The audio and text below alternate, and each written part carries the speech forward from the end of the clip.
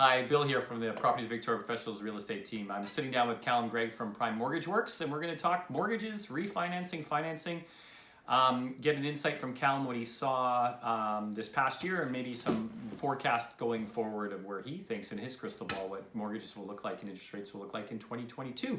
Thanks for coming today, Callum.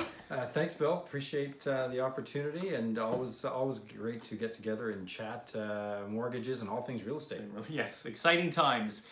So Callum, with this year, we saw interest rates at all-time lows, which possibly and could have fed into our wild real estate market we had this year in conjunction with low inventory, a lot of buyers. So from your side of the fence with clients, what did you see from that point of view with rates and policy and stuff? Sure. I mean, you're totally correct, Bill. I mean, it's the historically low rates, obviously due to the COVID situation, drove a market frenzy on your side of the business and certainly on my side of the business for purchases and more so on the refinancing side. With those record low rates, a lot of people had a good relook at their mortgage situation and took advantage of certainly variable rates as low as 1.25%. Wow. I don't know that we'll see these again. So tons of activity again on the purchase and the refi. So it's been a very brisk, very busy year.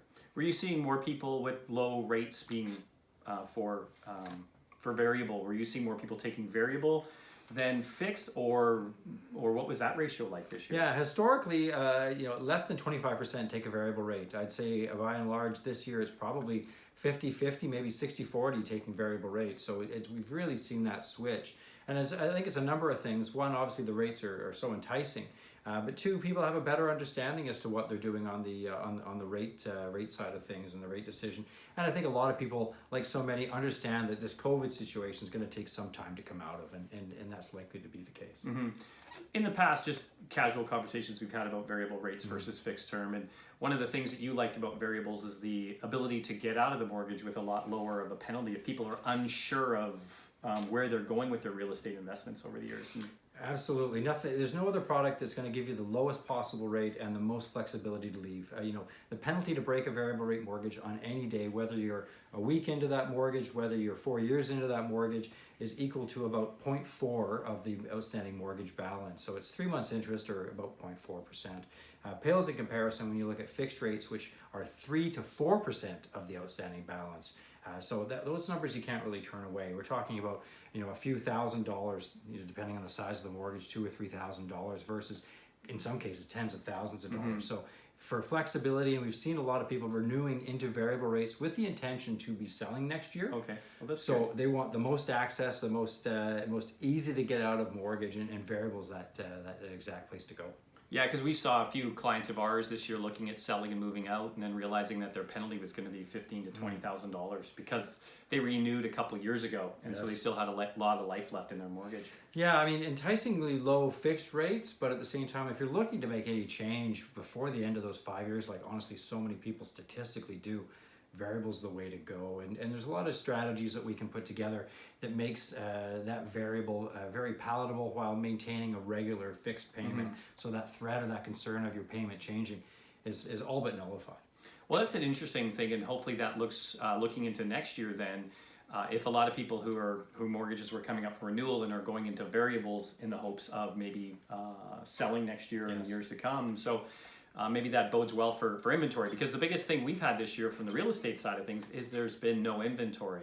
I was looking today in the Greater Victoria real estate area, which our MLS system, we have 600 residential properties for sale in the core, and that's soup to Sydney and everything in between. You take in some commercial that advertises or markets on MLS system, we're looking at 680, just under 900.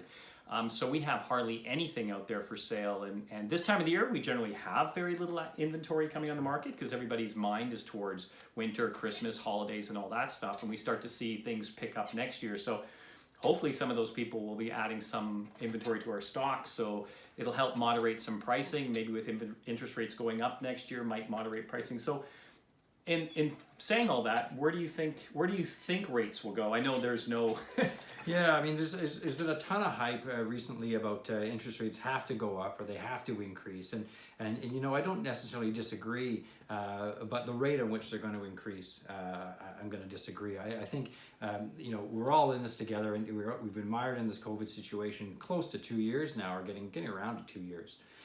And so, with interest rates being as low as they are, I do think the government's has the ability, or the Bank of Canada, I should say, has the ability to expand that. I think it's going to be a slow expansion, maybe a quarter point in the early spring. They'll wait and see what if anything takes hold, and then maybe another quarter point by late summer, early fall. And if the economy holds and is still struggling to grow, they're going to leave rates there. So maybe a half point by the end of 2022. With an idea of continuing to build things out as we go along in 2023. There's lots going on. I mean, there really is, globally, locally in BC, and certainly countrywide in North America. So a lot of things have to go right, I think, to really see those stretches into the next level of interest rates. So next year, you're saying we're going to see our variable rates probably go up maybe 50 basis points, and then depending on how the banks will give that discounted rate, will reflect based on that. And then we have the fixed rate, which is set on the bond market, and sort of the bond is seeing some increasing right now? Or? Yeah, the bond's been on fire lately because of that anticipation for next year. But keep in mind, the bond market is more speculative. It is more anticipatory. So with that in mind, the bond market can go up, but it can easily just come down. So I've seen a bit of a rush on those mortgage rates. I could see them coming back down a little bit and sort of sitting there for a while as we get into things. And hopefully we see more inventory. That'll push more sales and push more activity. But I think it's, while it's not going to be the same as we've had the last couple of years, I think more of a moderate step is in the future for interest rates. Great. Well, I guess going forward, looking into next year then, hopefully we have more inventory. We're still looking at historically low interest rates going into next year. So it's still going to be a little less affordable for the home buyer, but still pales in comparison from 10 to 20 years ago, that's for sure, where mortgage rates were at one time. But anyways, I want to say thanks, Callum, for taking the time to pop by the office today and talk mortgages. So always a pleasure. Yeah, thanks very much. Have a great day, everybody. Take care.